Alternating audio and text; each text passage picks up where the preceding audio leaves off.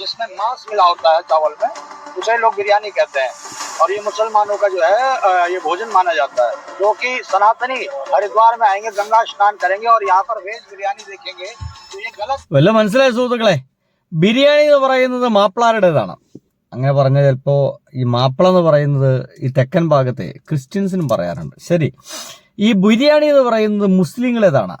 ഇനി അതുകൊണ്ട് തന്നെ ബിരിയാണി എന്നുള്ള പേര് പാടില്ല, അതിന് പകരം പുലാവോ എന്ന് വേണം പറയാം. പുലാവോ എന്ന് വെച്ച് കഴിഞ്ഞാല് വെജ് ബിരിയാണി എന്ന് പോലും എഴുതാൻ പാടില്ല എന്നാണ് സംഘികളെ പുതിയ നയം കേട്ടോ. ഇവര് പശുവിനെ വിട്ടു, ഇവരിപ്പോ പശുവിനെ വിട്ടു, കാളകളെ വിട്ടു, ആടിനെ വിട്ടു.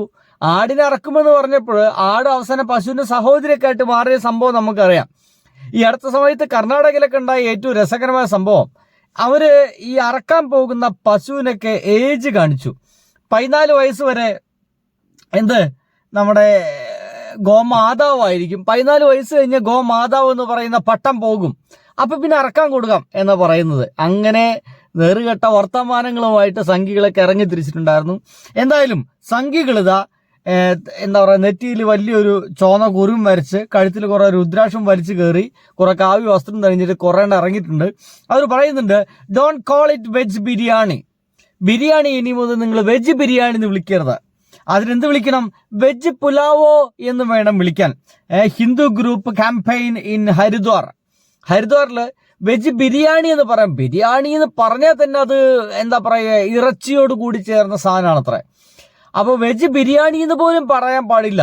എന്റെ സുഹൃത്തുക്കൾ, നമ്മൾ എന്ത് പറയണം, നമ്മൾ എന്ത് തിന്നണം എന്നൊക്കെ ഈ പല നാറികൾ തീരുമാനിക്കുന്ന അവസ്ഥയിലേക്ക് എത്തുകയാണ്.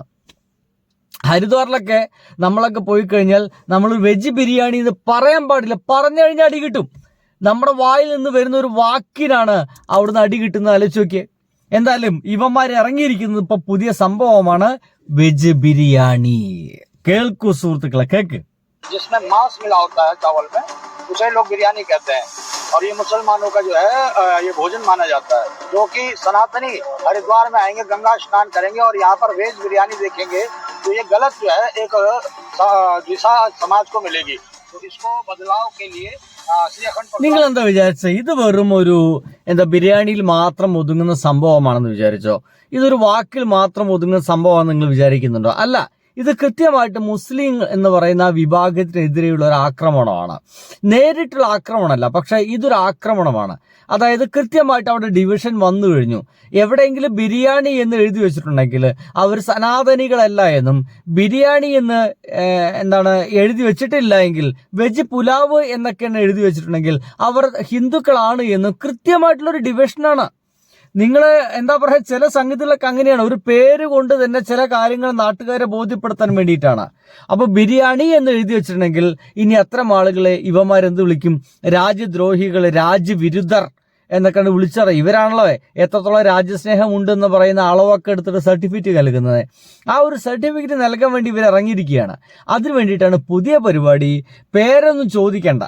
ഇനിയിപ്പോ ഹരിദ്വാറിൽ പോയിട്ട് എവിടെയെങ്കിലും ബിരിയാണി എന്ന് എഴുതി വെച്ചിട്ടുണ്ടോ, 100% വിചാരിക്കാം അവൻ ഒരു മുസ്ലിം ആയിരിക്കും, അല്ലേ? എവിടെയെങ്കിലും പുലാവ് എന്ന് എഴുതി വെച്ചിട്ടുണ്ടോ, 100% നിങ്ങൾക്ക് ഉറപ്പിക്കാം അതൊരു ഹിന്ദുവിന്റെ കടയായിരിക്കും. അങ്ങനെ തന്നെയാണ്. അപ്പൊ ഹിന്ദുക്കളൊക്കെ ഇവന്മാര് പറയുന്ന അനുസരിക്കും. എന്നിട്ട് പറയാണ്, എന്തായാലും വെജ് ബിരിയാണി എന്ന് പറഞ്ഞ സാധനം വെക്കിയവന്മാരൊക്കെ തന്നെ ആയിരിക്കും, അല്ലേ? അപ്പൊ വെജ് ബിരിയാണി എന്നുള്ള സംഗതി കണ്ടു കഴിഞ്ഞാലും പുലാവ് എന്ന് കണ്ടു കഴിഞ്ഞാലും ആളുകളെ ഡിസ്ക്രിമിനേറ്റ് ചെയ്യാൻ കഴിയുമെന്ന് ഇവർക്ക് വ്യക്തമായിട്ട് അറിയാം. അതിന്റെ പേരിൽ ആക്രമണങ്ങൾ അഴിച്ചുവിടാം, അതിന്റെ പേരിൽ ആരെ വേണമെങ്കിലും കൊല്ലാം. ഇനി ആളുകൾ മരിക്കാൻ പോകുന്നത് പശുവിന്റെ പേരിലായിരിക്കില്ല എന്റെ പ്രിയ സുഹൃത്തുക്കളെ, ബിരിയാണിയുടെ പേരിലായിരിക്കും. ബിരിയാണി എന്ന് പറയുന്ന ഒരു വാക്കിന്റെ പേരിലായിരിക്കും. കണ്ടില്ലേ? വെജ് ബിരിയാണി, വെജ് പുലാവോ എന്ന രീതിയിൽ തന്നെ കൊടുക്കണമെന്ന് പറഞ്ഞ് ഈ നാറി വന്ന് സംസാരിക്കുന്നു. जहाँ भी वेज बिरयानी लिखिए वहाँ पर वेज पुलाव लिखिए, ताकि जो है सब अच्छा एक मैसेज जाए जिसमें मांस मिला होता है. അത് അച്ഛാ മെസ്സേജ് ആണ് അത്ര. ഇവന്റെ അഭിപ്രായ പ്രകാരം അത് ഏറ്റവും നല്ല മെസ്സേജ് എന്നാണ് പറയുന്നത്. അതൊരു ഗംഭീര മെസ്സേജ് ആണ് എന്നാണ് ഈ ഒരു സംഖ്യ നമ്മുടെ മുമ്പിലേക്ക് ഒന്ന് പറയുന്നത്. ഒന്ന് ആലോചിച്ച് നോക്കിയേ. ഇവന്മാരൊക്കെ കൂടി നമ്മുടെ ഇന്ത്യ മഹാരാജ്യത്തെ ജീവിക്കാൻ പറ്റാത്തൊരു പ്രദേശമായിട്ട്, ഇഷ്ടമുള്ള ഭക്ഷണം കഴിച്ച്, ഇഷ്ടമുള്ള സംസാരിച്ച്, ഇഷ്ട സ്ഥലത്തേക്ക് പോയി, ഇഷ്ടമുള്ള ആളുകളൊപ്പം കൂട്ടുകൂടി നമുക്ക് മുന്നോട്ട് പോകാൻ പറ്റാത്ത അവസ്ഥയിലേക്കാണ് ഇവന്മാർ കാര്യങ്ങൾ എത്തിക്കുന്നത്.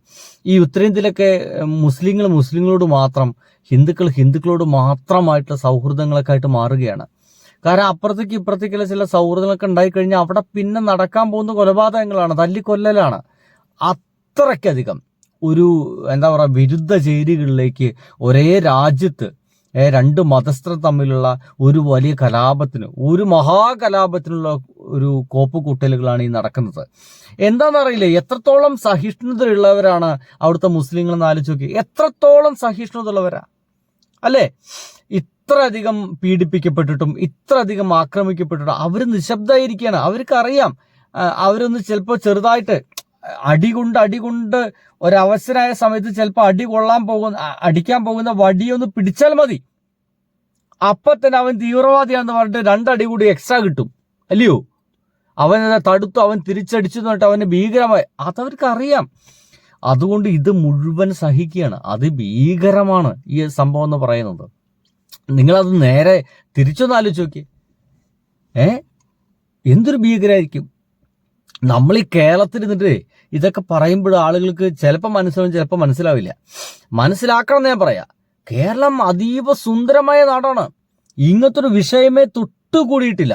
ഒരു സ്ഥലത്തും ബീഫിന്റെ പേരിലോ ഭക്ഷണത്തിന്റെ പേരിലോ ബിരിയാണി എന്ന് എഴുതി വെച്ചതിന്റെ പേരിലോ ഒരു സ്ഥലത്തും ഒരു പ്രശ്നം ഉണ്ടായിട്ടില്ല എന്ന് മനസ്സിലാക്കണം, അല്ലേ? അതുകൊണ്ടാണ് നമുക്കിത് മനസ്സിലാവാത്തത്. ഇതൊക്കെ നമ്മുടെ നാട്ടിലേക്ക് വരികയാണെങ്കിലോ കുടുങ്ങി പോകും എന്നെ പൊന്നു സുഹൃത്തുക്കളെ. അതുകൊണ്ടാണ് നിങ്ങൾ ഇതിനു വേണ്ടിയിട്ട് ശ്രമിക്കല്ലേ, അബദ്ധത്തിൽ പോലും നിങ്ങൾ അതിന് കൊണ്ടുപോയിട്ട് കുത്തല്ലേ എന്ന് പറയുന്നു. പക്ഷെ നിങ്ങൾ കൊണ്ടുപോയി കുത്തി 3 സ്ഥലത്ത് ജയിപ്പിച്ചു. അതിന് കോൺഗ്രസ് ഒക്കെ അതീവ സഹായം നൽകിയിട്ടുണ്ട്. ഡീൽ ആരൊക്കെ തമ്മിലാന്നൊക്കെ നമുക്കിപ്പോൾ കൃത്യമായിട്ട് മനസ്സിലാവുന്നുണ്ട്. ഒരു 6 മാസത്തിനുള്ളിൽ, 1 മാസം കഴിയുമ്പോഴത്തേന് നമുക്ക് ഇതൊക്കെ ഇങ്ങനെ വ്യക്തമായി തുടങ്ങുന്നു. ഒരു 6 മാസത്തിനുള്ളിൽ VD സതീശൻ ഗവൺമെന്റ് അല്ലെങ്കിൽ എന്താ പറയുക, ഇവന്മാരൊക്കെ ട്രൗസറൊക്കെ ആക്കിയാണോ ഇനി വേറെ എന്തെങ്കിലുമൊക്കെ ആണോ നമുക്ക് കൃത്യമായിട്ട് മനസ്സിലാവും. ബൈ.